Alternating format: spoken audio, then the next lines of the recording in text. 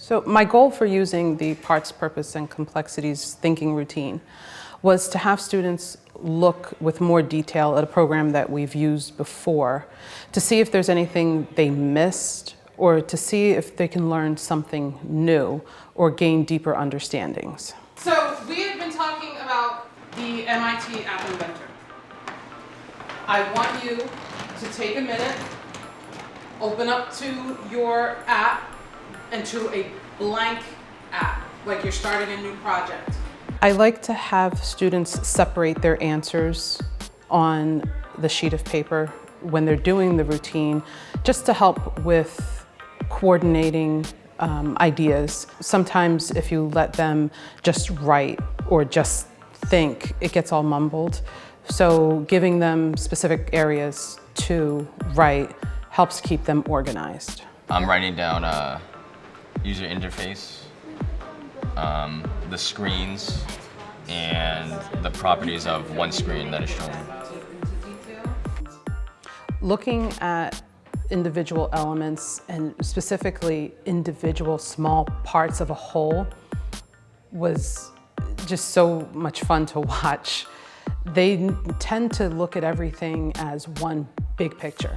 You know, there's this app, this is what it does. They never stop to look at what are the different parts, what is actually going on in this app that allows me to play this song or take this picture or send this text. Yeah, so you have like different tabs of different things you add, and onto those things you add, you can also add even more stuff, like the color.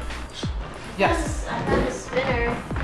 Like, I don't know what it does, but it seems pretty cool. So there's another complexity. We've Like got a spinner you have button. string, elements from string.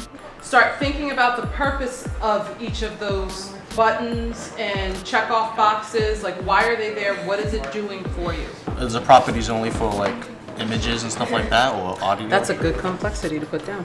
I would write that down.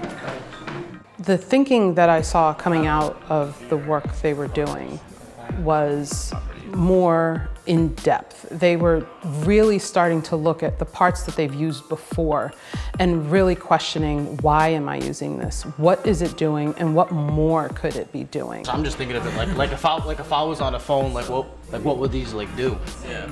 It makes me think of like A notifier when your battery's low makes that little ding ding. It was nice to see some students who had struggled stop for a moment and really think about what they had seen happen with a part, or finding another part that they thought that maybe it would work better. Building blocks, really. Yeah. You start off with something simple, then you can make it more into something beautiful, I guess. You can keep changing it. Yeah, change it to your liking. Button, and you can change the color in the background, green, and the font size. Red. Like red? Yeah. Red's cool. That's cool. The benefit of seeing it visibly on the paper is that they can go back. It's not just words they've spoken, or I thought of that, and then, oh, what was I thinking about just 2 minutes ago? They actually have it on paper and they can see what they were thinking and go back and make connections in other areas. It was also a nice surprise to see the students talking to each other more in depth about what they had done. They'd worked together before, but this time they really looked at it and talked more in depth and, well, what did you do when you got here? This is what I did, and started comparing their own notes. Is the purpose of the properties to manipulate that text box? I don't even know what that does. Which one? The slider? Exactly. See? That's a question you might have. So without output then So that's a part. Yeah. So that's a part that you have. The slider. What do you think the purpose of the slider is? So this is your opportunity to think. What do you know about a slider? It slides. It's like, okay, but where might you have seen a slider before? How many of you have an iPhone? I do. You want to show my Slider. Oh, that's okay. what it Makes does. sense. The light in their eye, and it was like that aha moment. Like, okay, that makes sense. there has to be a button somewhere that says when your finger slides that something is supposed to happen. Well, when did the properties options come up? Only for usually like the media and then the user interface sections, and So then the layout. But for like the sensors and like all, like I don't know, some of the other stuff, like the properties wouldn't show up for. Right, so Aaron was looking that you don't get property options on a number of your parts. Is that like a, you know, like a independent variable you want to call it? Oh, nice, bringing in your science terminology. Right, exactly. You taught me that. You taught me. What I did teach you that one. I think they just assume that everything could be modified in some way, and realizing that not everything could be.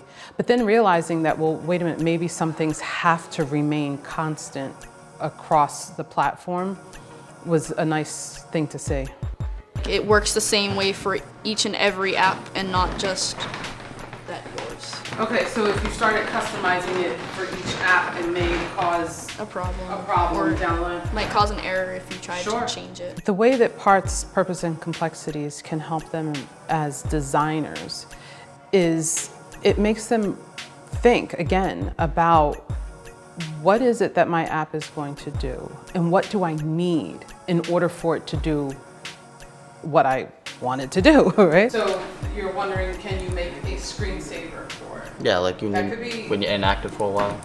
I'm sure there might be. Well, because there's a ball over here, and I'm kind of. You can make an opening one, an opening screen picture thing. Oh Like, when you first open the app, like you can select a picture to be shown or whatever, and like an animation, like without making an entirely separate screen. I get you. As they're going through the different thinking routines, I'm watching them become more logical thinkers. And not just in the class, but they're starting to slow down a little and think about their writing. They're thinking more about other classes. I wish I had this in the beginning of the semester because now I learned some more about these tools, and maybe when we build our apps I could have used some more of these tools to enhance my app and get a better grade. Surprises that I got today was how much I had missed when I first looked at this program. It's for all of them? Yeah, for every single one. Well, there you go. Just goes to show you that I should have done this myself because I didn't even notice that that was there. And it was actually kind of nice because I told them what I had missed. So they realized that, okay, she's not perfect, which is something I'm constantly telling them that I'm learning right along with them. I found that there are like those question marks that when you click on them, they give you a little bit of information on that component. So I didn't know that before, so if I knew that, it would save me a lot of time. Yeah, I wish I had paid attention to those too, right? That would have really helped. And Anyone also, else? it also like tells you like how to use it too. And it tells you how to use it. Oh, look at that. We're teaching each other, Miss Montero. We are teaching each other. Leon. Look at that. That was cute. Is that what school is? That you would hope that that's what school is we're all learning from each other, right? Students are teachers and teachers are students. There you go.